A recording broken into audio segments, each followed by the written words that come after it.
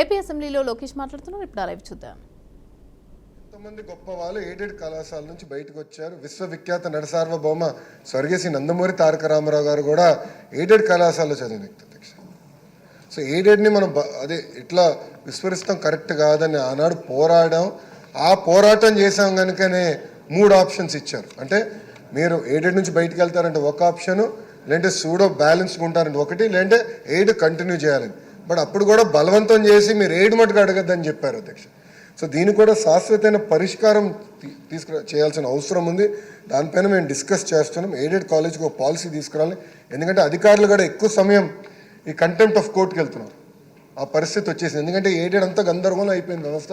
ఒక పాలసీ లేదు. ఇంకో పాలసీ తీసుకురావాలి లక్ష్యంతో మన ప్రభుత్వం పనిచేస్తుందని గౌరవ సభ్యురాలు తెలుపుకుంటూ అధ్యక్ష, ఇది యూనివర్సిటీ వేకెన్సీస్ గురించి కూడా మేడం గారు ప్రస్తావించారు. నేను ప్రిపేర్ అవ్వలేకపోయినా నాకు ఉన్న ప్రిలిమినరీ ఇన్ఫర్మేషన్ పైన అధ్యక్ష, యూనివర్సిటీలో అసిస్టెంట్ ప్రొఫెసర్స్, అసోసియేట్ ప్రొఫెసర్స్ చూస్తే టోటల్ శాంక్షన్ పోస్ట్ 4330, దాంట్లో working 1048, vacancies 3282 as of today vacancies అని 1 మ్యాన్ కమిటీ రిపోర్ట్ వచ్చిన వెంటనే ఆ వేకెన్సీస్ మేము ఫిల్ చేస్తాము. అంతేకాకుండా చిన్న కోర్టు కేసులు కూడా ఉన్నాయి. అది త్వరితగతిగా ఆ కోర్టు కేసు కూడా మేము రిజాల్వ్ చేసుకుని తప్పనిసరిగా ఈ వేకెన్సీస్ ఫిలప్ చేస్తాం అధ్యక్ష. ఎందుకంటే ఈ వేకెన్సీస్ కూడా ఎన్ఐఆర్ఎఫ్ ర్యాంకింగ్స్ మన ప్రభుత్వ విశ్వవిద్యాలయాలు ఇంప్రూవ్ అవ్వాలంటే ఈ వేకెన్సీస్ కూడా భర్తీ చేయాల్సిన బాధ్యత ఉంటుంది. ఇది తప్పనిసరిగా చేయబడతామని గౌరవ సభ్యులకు చెప్పుకుంటూ నేను సెలవు తీసుకుంటున్నాను అధ్యక్ష. సప్లిమెంటరీ ఇంకా ఆన్సర్ వచ్చింది వాళ్ళకి, టైం కూడా ఓకే. పోస్టులు కోర్టుల ద్వారా తెస్తామన్నారు. ఆ పోస్టులన్నీ లక్షలకు అమ్మేస్తున్నారు సార్. దయచేసి ఎయిడెడ్ పోస్టులు ఇచ్చేటప్పుడు కూడా మన రిక్రూట్మెంట్లో నుంచే పోస్టులు అలొకేట్ చేసేలాగా ఉంటే ఈ అవినీతి తగ్గిపోతుందేమో ఆలోచన చేయమని మంత్రి గారిని కోరుతా ఉన్నాను సార్.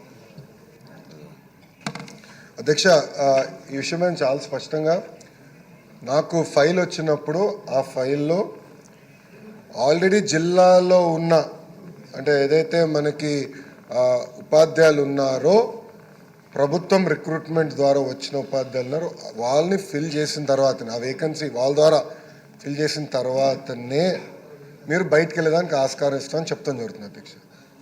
ఎందుకంటే మనం కొన్ని జిల్లాలు కొంత ఎక్సెస్ ఉంది కనుక అది చేస్తున్నాం. మీరు చెప్పిన దాన్ని కూడా అది గౌరవ సభ్యులు కొంతమంది నా దృష్టికి తీసుకొచ్చారు అధ్యక్ష. దాన్ని ఎట్లా చేయాలో కొత్త పాలసీలో అది మేము చేపడతాం అధ్యక్ష. క్వశ్చన్ నెంబర్ 493 మంత్రి గారు. ధన్యవాదాలు అధ్యక్ష. 1వ ప్రశ్నకు లేదండి, 2వ ప్రశ్నకి అవునండి, 3వ ప్రశ్నకు ప్రస్తుత ప్రభుత్వం ఏర్పడిన తర్వాత రాష్ట్రంలోని చేనేత కార్మికులకు మద్దతు ఇవ్వడానికి ఈ క్రింది పథకాలు అమలు చేయబడుతున్నవి. థ్రిఫ్ట్ ఫండ్ స్కీము, చేనేత కార్మికులకు ఎన్టీఆర్ భరోసా పెన్షన్ పథకము, క్లస్టర్ అభివృద్ధి కార్యక్రమం, చేనేత ముద్రా పథకం, ఉచిత ఉత్తిత్తు.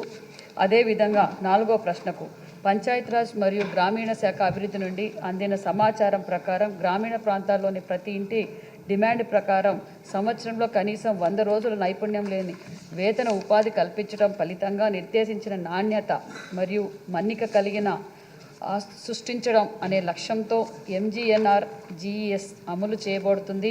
అయితే MGNREG చట్టం యొక్క షెడ్యూల్ 1 ప్రకారం మల్బరీ తోటల పెంపకం అనుమతించదగినవి. ప్రస్తుత ఆర్థిక సంవత్సరంలో 24-25 రాష్ట్ర సిరికల్చర్ శాఖ కలిపి 3100 ఎకరాలకు మల్బరీ తోటలకు సాగు చేయబట్టినది. ఎకరానికి యూనిట్కు 1,06,000 రూపాయలు అందజేస్తున్నామన్న విషయాన్ని కూడా తెలియజేస్తున్నారు అధ్యక్ష.